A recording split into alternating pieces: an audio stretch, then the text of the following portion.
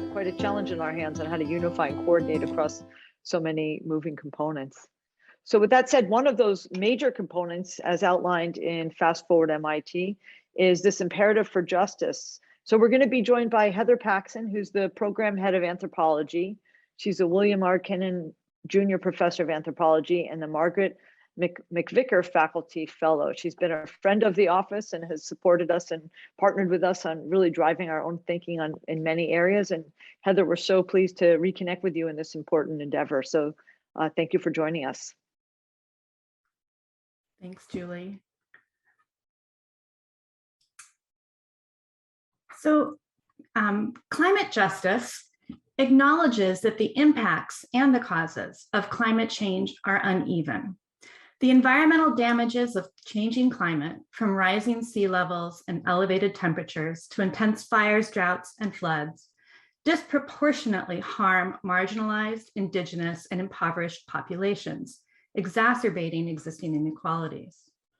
What's more, those countries and communities hit hardest by climate change's disruptions are contributing the least to its causes. This disequilibrium can be seen starkly at a global scale. The entire African continent accounts for just 2 to 4% of global carbon emissions, compared to the United States, 15%, and China's 28%. And yet, African nations are suffering some of the most extreme weather conditions, from drought to flooding to extreme heat, leading to massive internal displacement and mobility. Similar situations are unfolding across the so-called global South.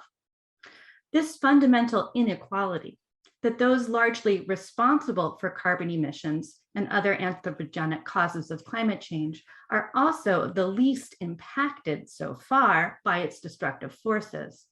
This is what makes climate change a matter of justice. Climate justice has become a movement calling on wealthy nations to recognize a moral obligation to mitigate damage that we have unleashed upon vulnerable others. A similar dynamic holds more locally. In US cities such as Boston, residents of subsidized public housing are less likely to own greenhouse gas emitting cars or to enjoy central air conditioning, while their buildings are more likely to be located next to polluting motorways that induce asthma, or in low-lying floodplains, like we saw on that porosity map, and be made from materials especially susceptible to mold. We can think too about urban heat islands. Again, in US cities, neighborhoods that were formed through racially discriminatory housing policies known as redlining have today been found to have more heat-trapping asphalt pavement, fewer trees, and temperatures that can soar in summer months to life-threatening degrees. As the headline of a Washington Post article last year proclaimed, climate change is also a racial justice problem. Increasingly, climate change is also being discussed as a workers' rights issue. Decarbonization will entail a massive shift in the job sector. Clean energy will undoubtedly create many new jobs, but they may not be located in or require the skills of the fossil fuel economy of the past.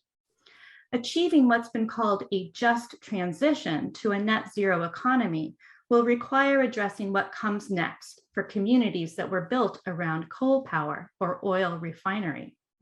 So, climate justice, racial justice, a just transition to net zero jobs, these efforts are inextricably linked. So I'm encouraged that MIT's Fast Forward Climate Plan calls out the imperative of justice, acknowledging, as Julie also noted, quote, "The world will not solve the climate problem without solving the intertwined problems of equity and economic transition." This is because climate change is not only an engineering problem. Beyond scientific modeling, climate change doesn't exist as an isolated or discrete phenomenon. It is always bound up with other things: land dispossession, industrial toxicity, job loss, water and food insecurity, eroding infrastructure, racial discrimination, and more. Climate change is fundamentally a cultural and political problem, requiring not only engineering solutions, but social solutions. So what does this mean for MIT? Well, I'm an anthropologist, I'm an academic, First and foremost, it means education, and SHAS and SAMP are already doing this work. We have spring classes next semester in anthropology alone, gender, race, and environmental justice, and environmental struggles. I'm already thinking, based on the talk we just heard, of what a climate justice hunt, akin to that porosity hunt, might look like as a class assignment. But I'm really looking forward to talking further about our local practices and commitments in the breakout room. Thank you.